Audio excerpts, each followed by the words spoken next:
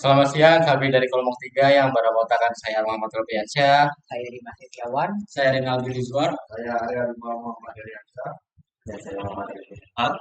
Di sini kami akan mempresentasikan flutter kami, yaitu tentang Ambatras. Baik, di sini saya akan menjelaskan bagian yang pertama yaitu halaman login. Pada awal kode, di sini ada beberapa import yang diimport yaitu package material .dart itu untuk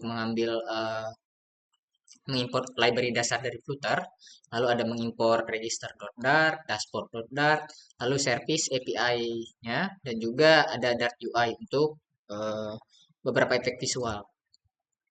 Lalu yang kedua adalah ada class login screen extend stateful widget. Ini digunakan untuk halaman login yang bisa berubah state-nya. Yang kedua adalah class login state extend dari login screen. Ini untuk membuat controller untuk mengelola input email dan password. Lalu yang kedua adalah void login. Di sini gunanya adalah untuk mendapatkan eh, token dari API service untuk bisa mengakses ke navigasi dashboard. Kalau berhasil dia akan pergi ke dashboard, kalau gagal maka dia akan menampilkan pesan error. Lalu selanjutnya adalah ada build method. Di sini untuk membersihkan controller aja. Override widget di sini untuk menampilkan eh, background atau kalau di sini dinamakan decoration image. Selanjutnya eh, beberapa tampilan mulai dari teks-teksnya dari login kemana. Selanjutnya ada beberapa backdrop filter, image dan segala macam untuk hiasan halaman. Untuk halaman login, ini kegunaannya adalah untuk tampilan visual menarik dengan background gambar dan efek blur, dengan validasi dasar untuk form login, lalu ada integrasi dengan API untuk autentikasi. Selanjutnya ada beberapa penanganan error, hanya itu saja untuk di halaman login. Lanjut ke halaman register.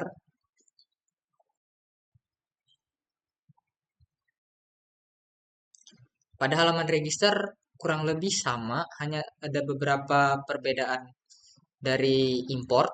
Sama saja dia mengimport flutter material.dart dan juga ada API service dan juga ada import untuk kalau setelah berhasil register maka dia akan lanjut ke halaman login. Di sini sama saja seperti eh, di halaman login tadi, dia stateful widget karena memungkinkan adanya perubahan di dalam widgetnya. Selanjutnya ada texting editing controller. Ini digunakan untuk mengelola input dari username, email, dan juga password. Selanjutnya ada pengkondisian eh, async await di sini. Kalau misalnya berhasil, maka user itu akan langsung diarahkan ke halaman login screen. Semisalnya gagal, maka dia akan menampilkan pesan error. Kalau semisalnya tidak ada di antara kedua itu, maka ada tampilan error yang lain yang mengarahkan ke registration error, lalu menampilkan error yang eh, dimaksud. Selanjutnya ada beberapa dispose. Ini untuk membersihkan ketika widget itu dihapus dari tree. Selanjutnya itu adalah UI-UI di dalam halaman register, mulai dari judul, lalu ada beberapa decoration yang lain. Selanjutnya tidak ada. Jadi untuk halaman register ini, form registrasi ada 3 field, yaitu username, email, dan password. Dan juga ada validasi untuk API service dan juga untuk memasukkan data registrasi ke dalam database. Selanjutnya untuk tes tampilan UI,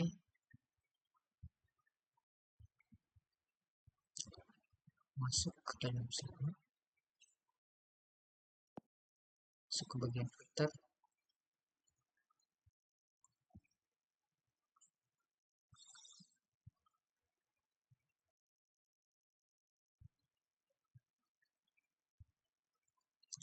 Pertama, saat aplikasi dibuka, maka dia akan langsung ke halaman login. Jika belum ada akun yang terdaftar, bisa masuk ke register.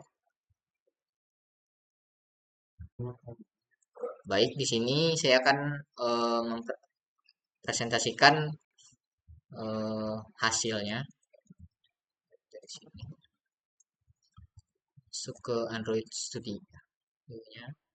Lalu kalau pada halaman awal dia akan langsung mengarahkan ke halaman login.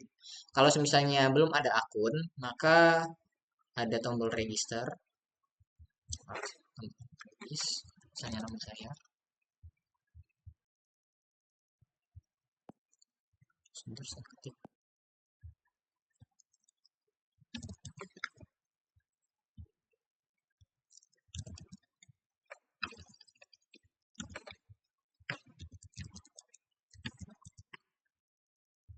Password 1, daftar, maka akan langsung diarahkan ke halaman login. Tinggal masuk ke menggunakan akun yang tadi, masukkan password 1,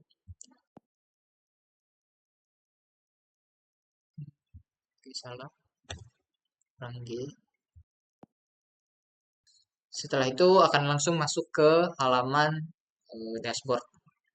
Setelah itu akan dilanjutkan oleh teman saya.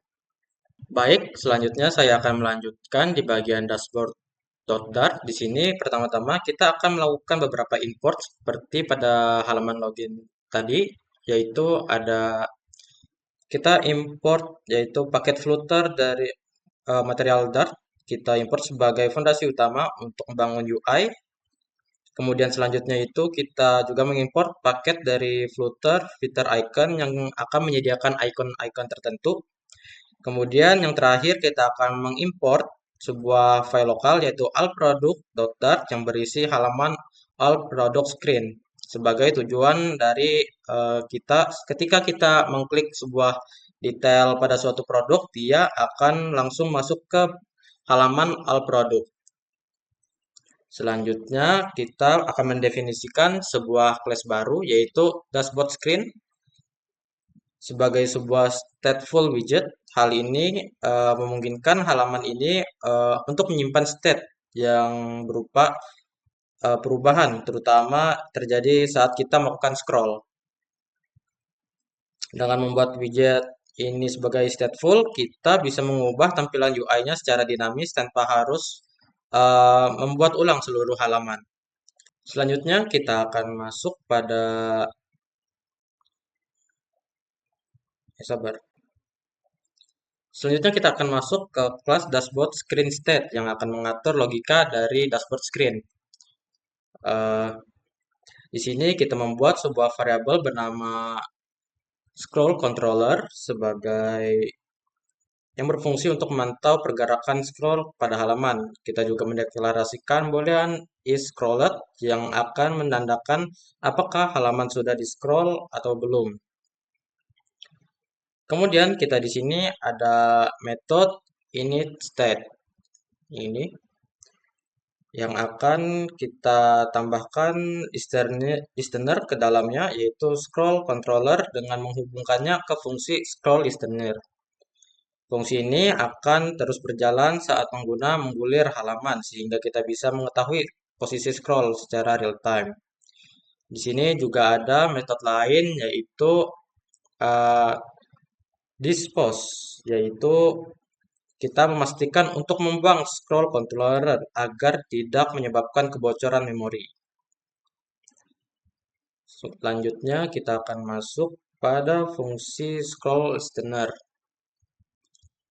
Ini yang berperan sangat penting. Fungsi ini memeriksa posisi scroll saat ini, dan jika posisi lebih dari halaman yang kita buat, maka variabel isScrolled di-set menjadi true.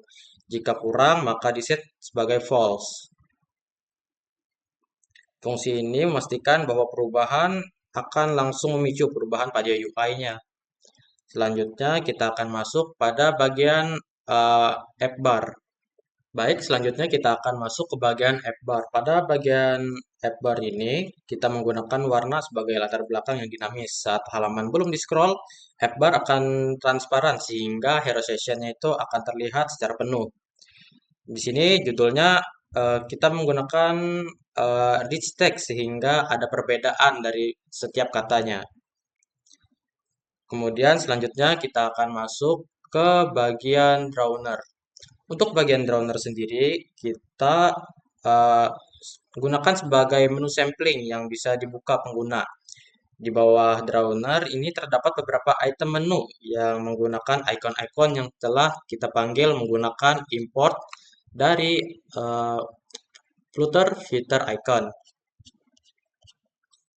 Di sini ada beberapa menu. Yang pertama itu ada home, tentang kami, kemudian ada paket, kontak, payment, dan lain sebagainya.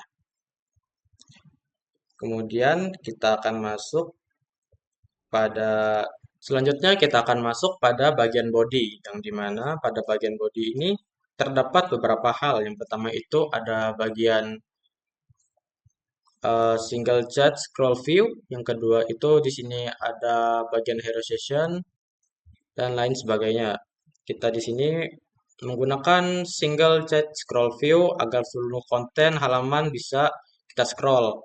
Kita mengaitkan scroll controller yang sama agar perubahan posisi scroll bisa terdeteksi untuk memicu efek pada bagian app bar tadi. Konten ini disusun dalam sebuah kolom yang berisi beberapa section, yaitu mulai dari hero session, about session, package session, hingga footer. Pada bagian hero session sendiri, kita menampilkan gambar besar sebagai latar belakang. Kemudian pada bagian about us, pada bagian about session di sini kita akan menjelaskan layanan yang akan kita tawarkan itu apa saja. Pokoknya bagian about us ini itu menjelaskan tentang kami, tentang aplikasinya ini untuk apa gitu. Kemudian kita masuk pada bagian package session yang berguna untuk menampilkan pilihan paket apa saja. Di sini ada tentang paket dan lain semacamnya. Bagian package session ini akan menampilkan seluruh paket pengangkutan sampah secara terstruktur menggunakan widget custom bernama packet cards. Selanjutnya kita akan masuk pada package session, yang dimana package session ini kita akan menampilkan pilihan paket layanan pengangkutan sampah yang ada. Pada bagian ini kita menggunakan widget custom bernama packet cards, di mana terdapat 3 bagian paket utama yang disajikan dengan nama paket, harga, dan deskripsi singkat. Ini dia bagian packet cards-nya. Ada paket dasar, paket menengah, paket premium dengan deskripsinya masing-masing. Kemudian ini untuk bagian footernya. Bagian footer ini sebenarnya sederhana saja. Kita akan menambahkan icon media sosial seperti Instagram, Twitter, dan lain sebagainya. Kemudian di bagian akhir juga terdapat bagian menu-menu pada bagian footer, yaitu home, about us, paket, kontak, dan lain sebagainya. Dan terakhir di sini kita akan mendeklarasikan sebuah kelas baru, yaitu adalah paket card extend sebagai stateless widget, yang dimana di dalamnya ini bertugas untuk menampilkan informasi paket dengan gaya kartu yang sudah kita deklarasikan. Jadi ini tadi kita deklarasikan terlebih dahulu, kemudian akan dipanggil pada bagian package session ini tadi, yang dimana di dalamnya ini akan menyimpan beberapa variabel, yaitu title, price, dan description. Kemudian terdapat sebuah tombol dan ada gambarnya juga ya. Bagian kelas ini kita gunakan dalam ini ya.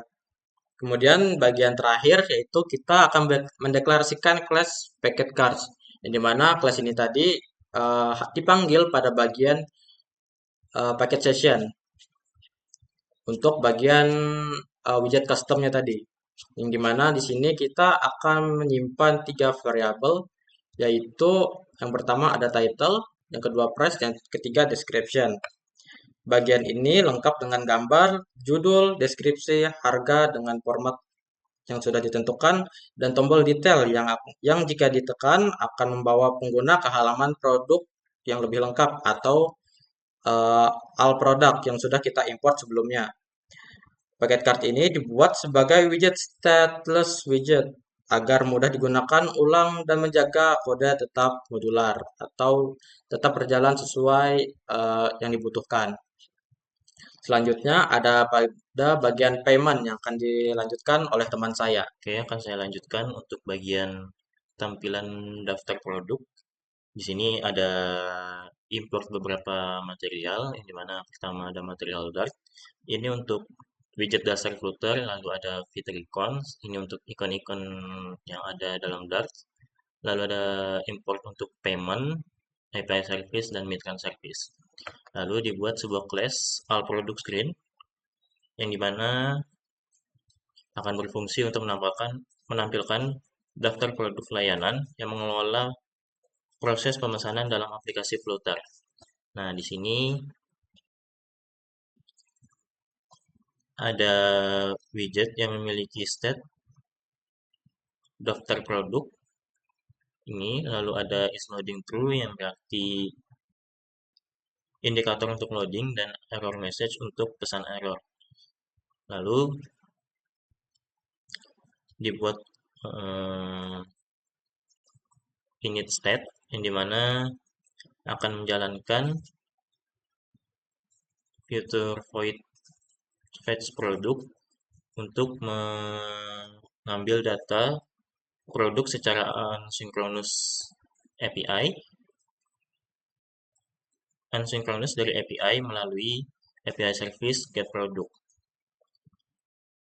Jika terjadi kegagalan, pesan error disimpan dalam error message dan status loading dihentikan. Jika berhasil, maka akan ditampilkan semua produk yang ada dalam database. Kemudian di sini dibuat 4 text editing controller yang dimana akan mengelola input pengguna, yang dimana ada input nama, email, nomor telepon, dan lokasi. Kemudian dibuat void dispose untuk fungsi semua controller ini dibersihkan untuk menghindari kebocoran memori ketika widget dihapus. Lalu dibuat widget build yang dimana ada scaffold, itu tampilan awal untuk Android dengan app bar dan bagian body yang dinamis berdasarkan kondisi yang akan menampilkan indikator loading saat data sedang diambil dan pesan error jika terjadi kegagalan, atau daftar produk dalam bentuk kartu jika data berhasil dimuat. Selanjutnya saya akan lanjutkan pada proses payment. Di sini ada 3 fungsi utama. Yang pertama ada payment page, di mana itu akan menampilkan UI-nya. Yang kedua ada payment dart, itu sebagai logikanya, dan Mitrans service sebagai penghubung dengan API Mitrans. Yang pertama kita masuk ke payment page dart. Jadi, fungsi utama payment page dart ini yaitu mengimplementasikan dasar halaman pembayaran dengan web view. Ini, kita import package web view Flutter. Lalu kita hubungkan dengan Mitrans service dart agar terhubung ke API Mitrans. Anjay. Lalu di sini kita menggunakan stateful widget yang isinya ada package name, package price, customer name, customer email, dan customer phone. Nah, komponen penting pada payment page ini, yang pertama ada namanya web view controller, di mana ini akan menginisiasi ini state ini, menginasi ini state, lalu mengaktifkan JavaScript. Ini mengatur JavaScript-nya untuk interaksi dengan halaman Mitrans-nya. Lalu ada set navigation delete ini untuk menangani redirect setelah pembayaran berhasil akan menampilkan status code 200. Selanjutnya ada bagian penting lain yaitu initialize payment. Di sini akan menge-generate order ID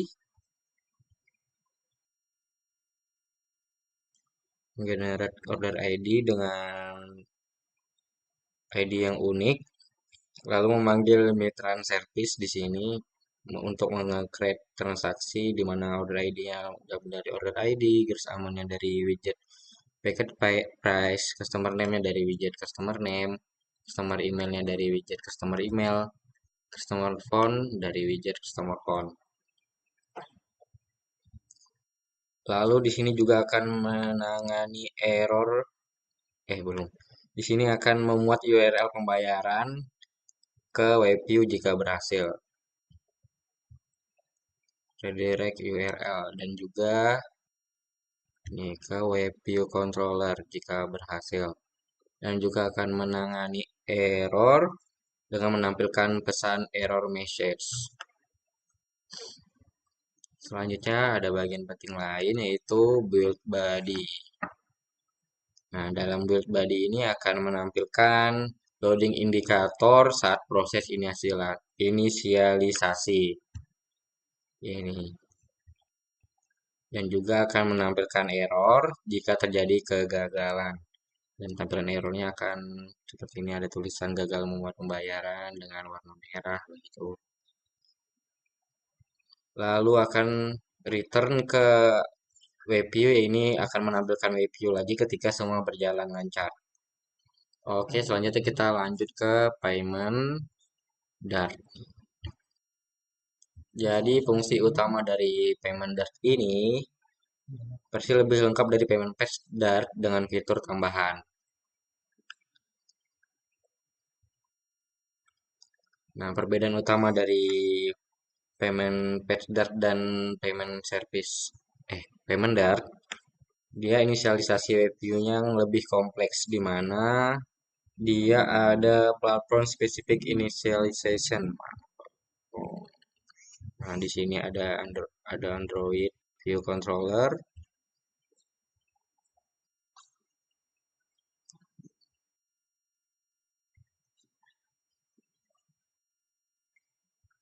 Lalu dia ada konfigurasi media playback untuk kompatibilitas lebih baik.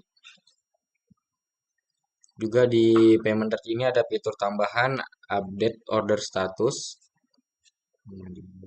Nah, di sini jadi update order status ini untuk update status order ke backend setelah pembayaran berhasil. Lalu ada fitur tambahan lain seperti ini show payment success dialog, di mana ini sebuah dialog konfirmasi pembayaran yang sukses.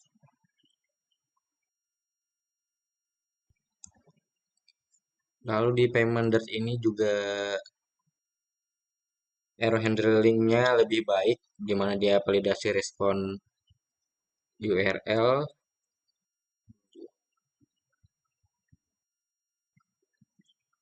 Nah, di sini snack bar untuk error update status. Di sini.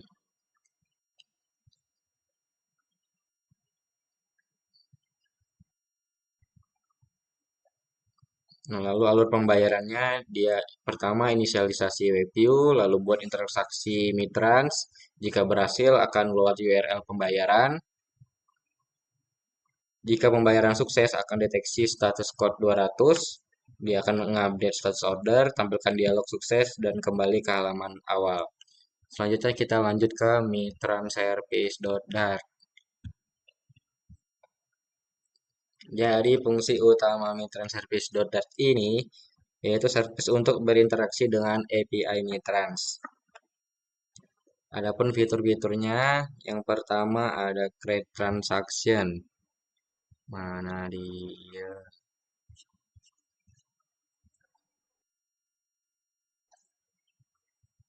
Nah, di sini create transaction di mana require string order ID, gross amount, customer name, customer email, dan customer phone.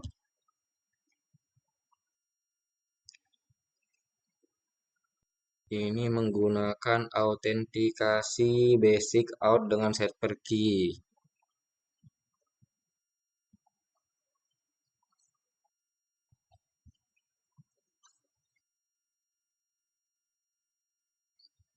Selanjutnya request body-nya berisi transaction details, yaitu order ID dan gross amount, credit card, config sebagai secure mode, customer details, ini nge-split nama depan atau belakang,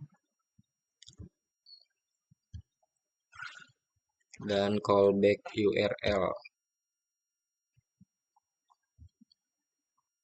Selanjutnya ada generate order ID, di mana generate order ini akan membuat ID order unik dengan format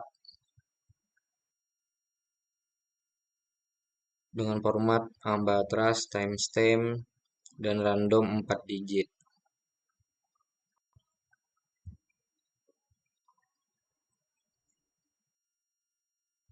Itu saja penjelasan payment dari saya. Kurang lebih yang mohon maaf. Terima kasih. Baik, saya akan menjelaskan tentang koneksi database ke aplikasi Flutter. Di sini kami menggunakan beberapa dependencies di bagian backend seperti Express untuk koneksi server HTTP untuk membuat API, kemudian MySQL untuk koneksi ke database, kemudian BC Encrypt untuk enkripsi password, kemudian JWT untuk menggenerate JWT token, kemudian CORS untuk mengizinkan komunikasi antar domain, kemudian .env untuk membaca file env yang menyimpan konfigurasi rahasia seperti password dan juga token JWT.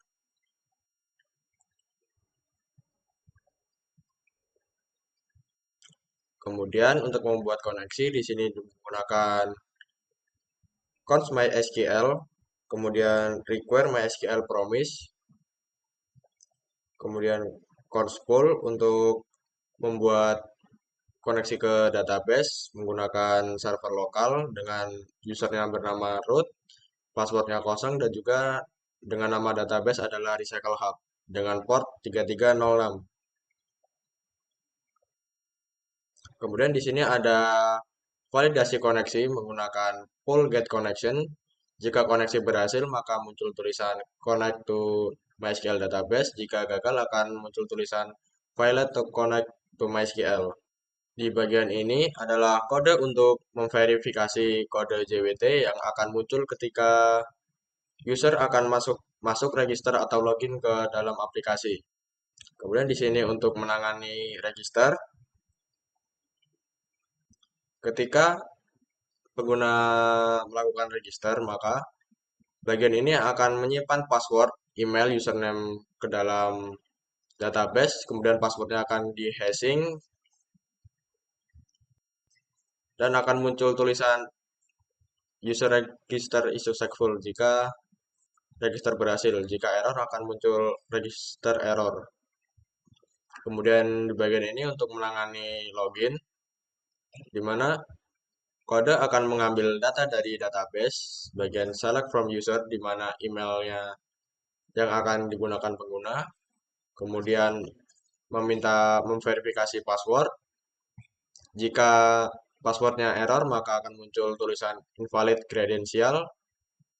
Kemudian program akan mengenerate JWT key untuk login dan juga akan diverifikasi di sini. Jika berhasil login, maka akan muncul tulisan login successful dari email yang kita inputkan untuk login. Jika error, maka akan muncul tulisan error login in. Kemudian di bagian sini untuk menampilkan semua produk yang tersedia di database ke dalam aplikasi dengan cara mengambil data dari database menggunakan select from product, kemudian dikonversi menjadi file JSON untuk bisa ditampilkan dalam Flutter. Kemudian di bagian ini adalah untuk membuat pesanan. Jika pengguna membuat pesanan, maka pesanan akan masuk ke dalam database dengan cara menggunakan perintah SQL insert to order, di mana user ID yang melakukan pesanan, kemudian produk yang dipilih, kemudian nama customer-nya, customer email, customer nomor telepon, dan juga lokasi, dan juga order ID-nya, dan juga banyak dan status pembayarannya akan dimasukkan ke dalam database melalui inputan yang sudah diinputkan dalam halaman sebelumnya. Jika berhasil, maka akan muncul tulisan order successful. Jika error, maka akan muncul tulisan error creating order.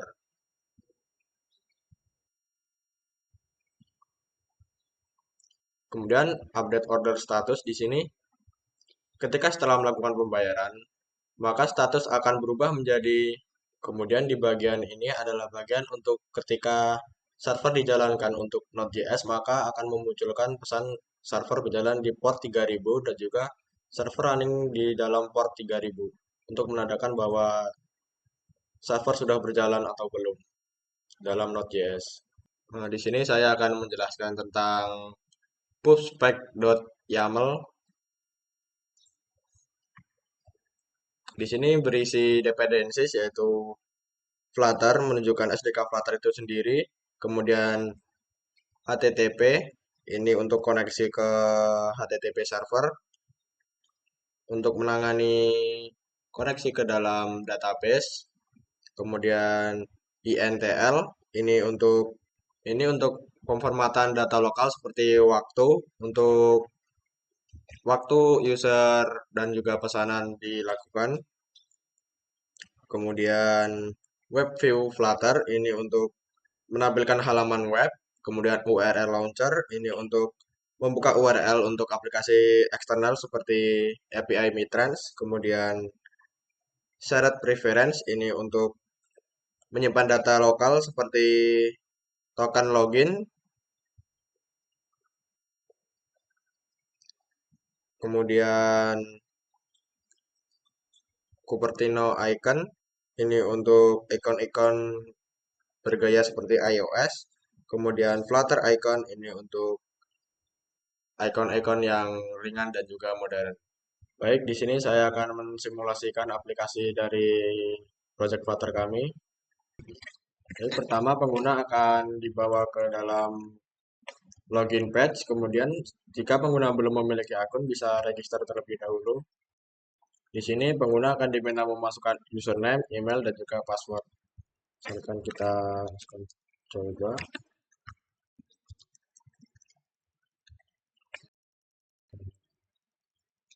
Dengan passwordnya adalah X. Jika berhasil akan langsung masuk ke halaman login. Kita masukkan lagi.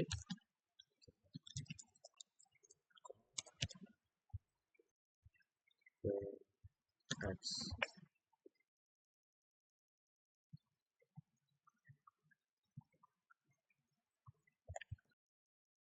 Maka akan berhasil masuk ke dalam halaman dashboard. Data yang udah diregister tadi akan masuk ke dalam database dengan nama database adalah Recycle Hub. Ini datanya tadi sudah masuk. Kemudian kita akan coba membuat pesanan. Ini adalah tabel dari pesanan yang sudah dilakukan oleh user.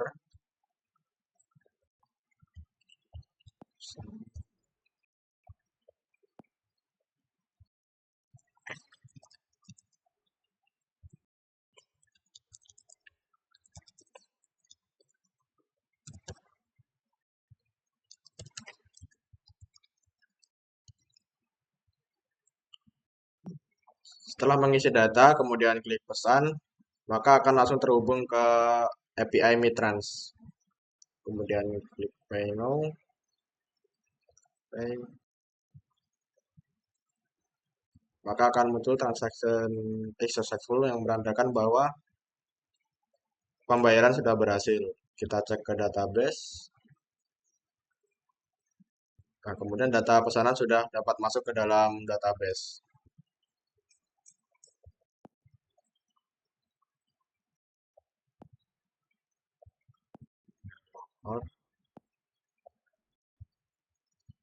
Demikian presentasi singkat saya. Baik, itu saja presentasi dari kami. Kurang lebihnya mohon maaf. Terima kasih.